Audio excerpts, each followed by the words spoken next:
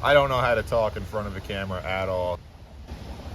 Elephant in the room, I shaved my face and got a front mount intercooler. I hope you guys enjoyed the video. Goodbye. This wind is gonna be the death of me here. Why would I go and spend $730 on a CTS front mount intercooler when I can just go on eBay like any other person with a Mark IV Jetta on YouTube and get one for let's say $200-300, do a little bit of fabrication, and you'll be good to go. The stock side mount is comparable to someone who does cocaine. So when you drive your Mark IV Jetta with a stock side mount intercooler, the first pull is always the best pull. So that first pull is amazing. Then the second one is nowhere near as good as the first, and so on and so on. You end up going on CTS and buying a front mount intercooler after you watch this video, after I convince you not to buy eBay shit. Actually, I shouldn't curse. This is made for kids.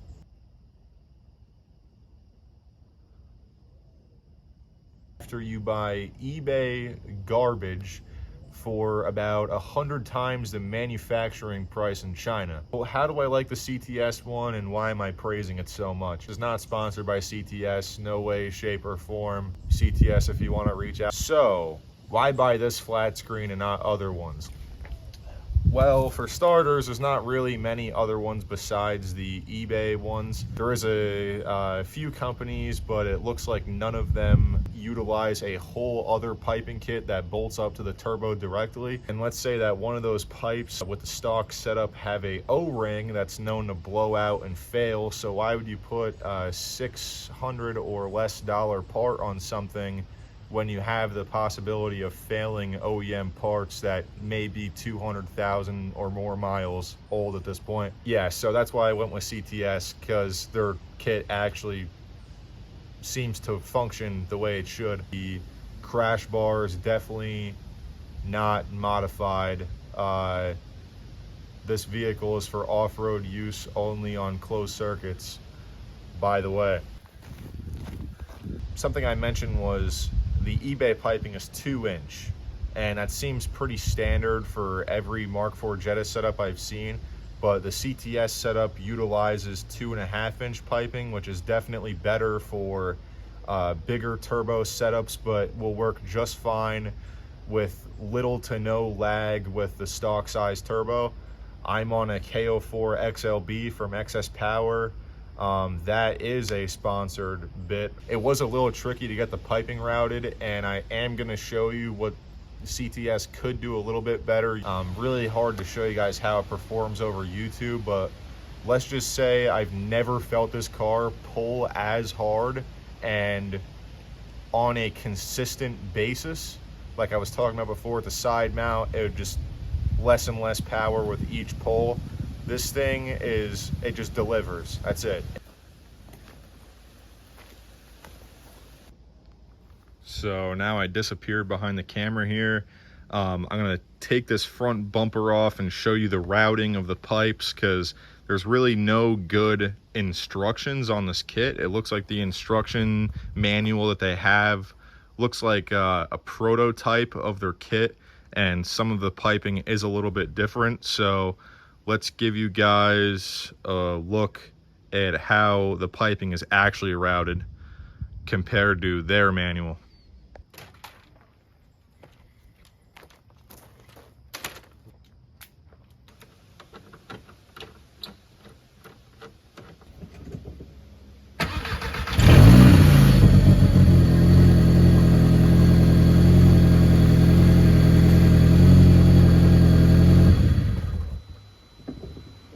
I think that's all of them, so I'm just gonna yank on it.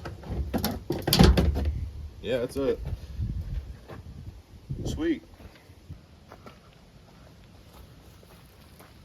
I'd say this crash bar is definitely to DOT standard. So I'm actually going to start off by saying something that CTS could do a slight bit better, which is the routing for the diverter valve. No way, shape, or form is a stock diverter valve pipe that comes from over here to there is going to make that bend without being kinked. So I actually got some 7/8 pipe thread adapters and a little 90 and kind of cut the pipe, and it worked. So yeah, that's how the diverter valves are at. But besides that, get some fuel line or high temperature rated line, because at the end of the day that is pretty close to the valve cover and your exhaust manifold. You definitely want this to be some pretty sturdy hose, because that is your boost reference, and if that blows then you might be screwed. This black piping, so nice, so nice. This 45-degree elbow is by far the hardest pipe to get on, because it's not exactly a 45-degree bend. So from that pipe here, it goes straight down around your starter, comes down here. You're gonna have this little 90-degree bend piece. So that's where that 90 piece comes in, and that's where your 90 elbows come in. So this goes here, comes around, comes over here. This is a 45 piece again. It doesn't look like a 45 exactly, because this angle isn't really a 45-degree bend, but I mean the pipe works. So it comes here. Here's your map sensor. You want to use the small tip map sensor that comes on the diesels. This one comes up. This has equal degree bends on each side, so you can mount this map sensor on the other side of this pipe if you wanted to, just by flipping it and putting it back on.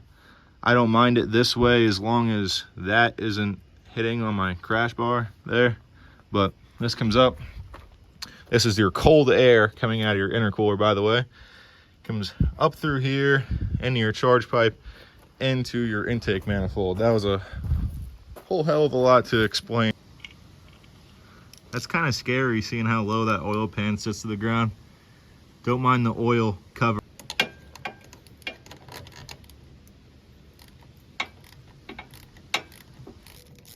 Okay, I'm gonna finish this up now. I'm sure I'm boring you guys.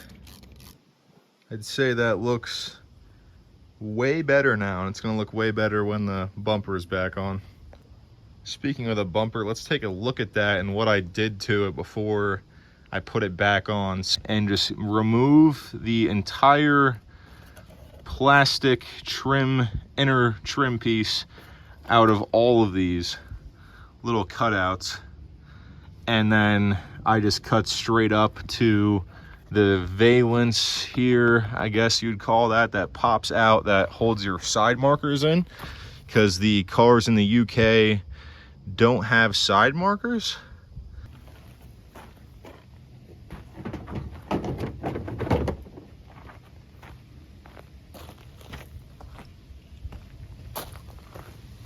I didn't make sure I was recording that because that went on way too easy.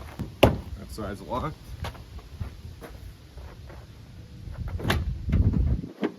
And that side is locked. While I'm doing this, I thought this would be a good time to say that if you need any tuning done for Volkswagen, Audi, I offer tunes for pretty much all of them. Shoot me a DM on Instagram and we'll talk about it. I'm not going to mention that a whole lot here on YouTube.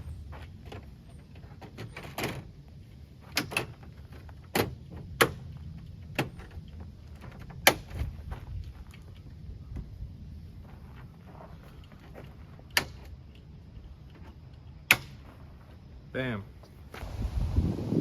Yeah, that looks a ton better in that department. I think it's a fair thing to say that every 1.8T setup, or almost every 1.8T setup on YouTube, has red top coils. I'd like to mention that I'm one without them because they do the exact same thing as your standard coil. And you can argue with me all you want to in the comments. You know, I'm not really for things for the looks necessarily. Like, I have black fenders on my car at the moment and my interior is completely gutted and I have no headliner. for someone like me to say this, I do like how this intercooler did change the front end look of this car. It does make it look a lot better.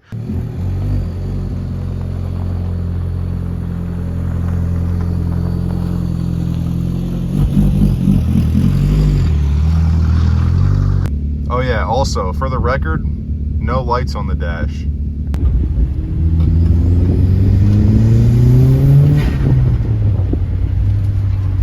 This thing sounds absolutely crazy. Okay, so we're in third gear.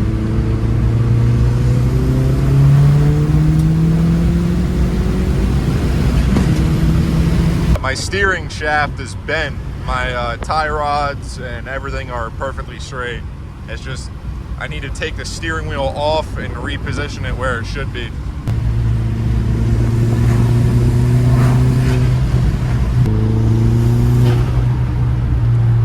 So I thought while we're out, might as well go to the car wash.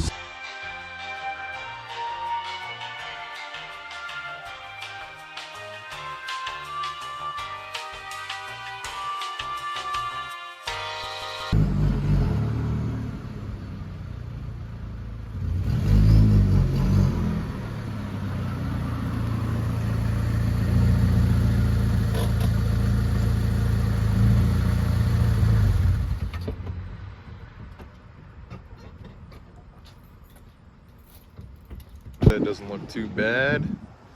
Still POS, but you know. So as I was sitting here, I just saw a yellow Miata with a supercharged LS swap drive by. What am I doing wrong? Honestly, what am I doing wrong? I'm sitting here making a review on a front mount intercooler and going to the car wash. Someone spot me $1 million.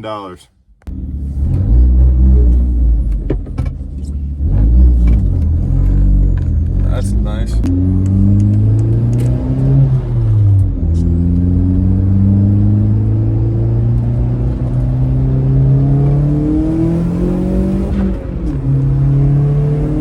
Damn. Now that is how you dry a car off. Yeah, boys, so honestly, to the main topic of the video, don't waste your money buying eBay stuff. Just buy once and cry once and really get something good for your car. Yeah, I'm gonna leave it there, I think. I hope you guys enjoyed watching, and I'll catch you in the next one. Leave some stuff down in the comments for me for ideas.